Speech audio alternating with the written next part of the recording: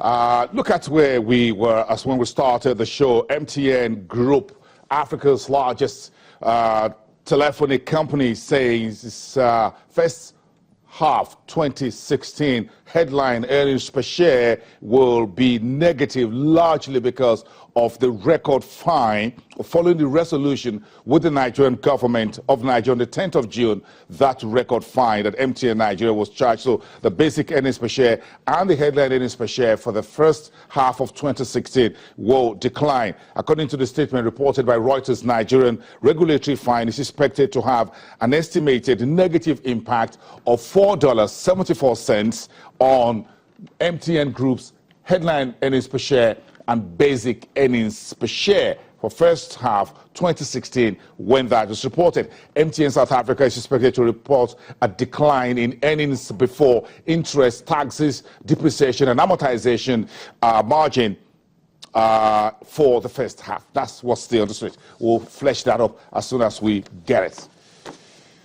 So American tech magnates and billionaire Bill Gates says he's investing about $5 billion in Africa over the next 5 years. Where will he be spending this money? He made that statement at the 14th Nelson Mandela Annual Lecture in Pretoria. Bill Gates says 2/3 of the investment from his Bill and Melinda Gates Foundation would focus on health initiatives.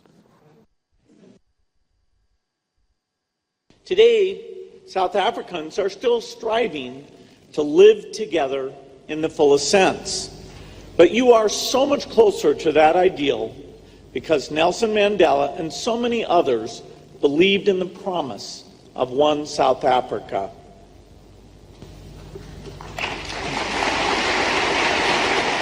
And there's no doubt in areas like health, education, quality of governance, South Africa has opportunities to do better, but I'm not an expert on that. Our foundation is here involved in the areas that we specialize in. So we're working a lot on the HIV epidemic, the T epidemic, and the rest of my time in South Africa mostly will be focused not only around the AIDS conference, but with lots of meetings with our research partners and delivery partners to understand how we can help there be even better progress on these health issues, particularly in this country, the focus on HIV and TB. Of the $5 billion that we'll spend in Africa over the next 5 years, over 2/3 of that will be related to those health initiatives.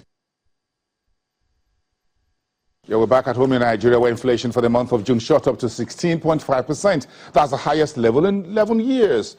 Electricity, fuels, kerosene, and diesel were part of the contributing factor to the increase in the latest consumer prices. So let's get a bit of this perspective from Augustine Omunali from Financial Derivatives. Good afternoon. Thanks for coming. Good afternoon, boss. Yes, I'm sure you've seen the numbers. Yes, I have. Yes, you have. What does it tell you? Well, it tells me that the illiquidity in the forex market and also rising energy prices are still impacting inflation. Of note is the price of diesel and the price of kerosene, which has increased the cost of goods, and it's going to have a lot of effect on the economy, on consumers, and also next week on the decision of the MPC, because right now the MPC would have to decide on whether to face inflation or growth. Do you curb inflation or do you stimulate growth? So it's a tough call to make, and it's going to be a tough call next week. Yes. For Godwin Emefiele. We all pay more for kerosene, for diesel, and things like that. So it's just a general theme. How do you think the central bank should decide? Okay. Given the fact that many economic analysts and even the IMF has projected a contraction of the Nigerian economy, and in the past, increasing MPR has not, increasing MPR at a time when inflation is not driven by liquidity or demand, given that money supply has increased by only 2.1% over the year. So pursuing inflation may not be the most expedient way to follow. So I think we need growth. Yes, we need growth. So we need growth. We just have to. But then again, I don't think cutting the MPR would be advisable. Likely happen. So today is Tuesday. I think by this time next week we'll be hearing from Godwin Emefiele. Yes. And let's throw in the currency conversation into this. Thank you very much for coming. Let's move on quickly to talk about currency.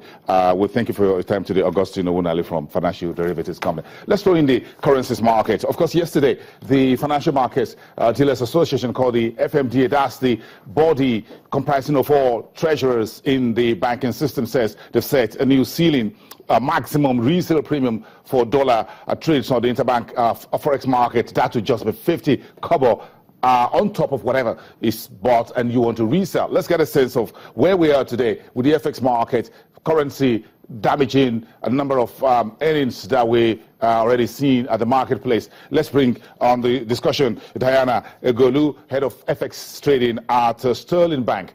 Diana, good afternoon to you. Yeah, good afternoon, sir. Thank you very much. You folks, members of the FMDA, decided that the maximum spread for dollar resale will be 50 kobo. Why did you do that? Yes, I think it's just to stem the volatility we've seen in the market. On Friday, the Naira lost about 4% because the market closed at 295 because of the flexible spread that was introduced on Friday. So in order to stem the volatility in the market, the FMDA decided to cap the spread at 50 kobo. So right now, the volatility has been stemmed. The current market rate is about 292.90 as at today. So technically, you think the heat is out of the system, as it were? What did you say? I can't hear you clearly. I said, you think that the heat, we've taken the heat out of the furnace, as it were? Yes.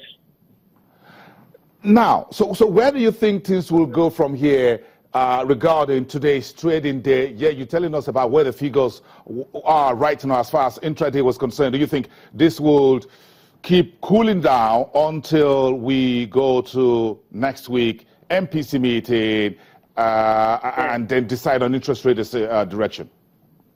Yes, I think the rate will continue to stay below 300 Naira to the dollar. Because CBN has an obligation to the market on Friday. The first tranche of the forward transaction will be settled on Friday. CBN is expected to settle about $698 million for the first tranche of the 30 days forward. So at 280, we expect that the market will stay below 300 until the next MPC.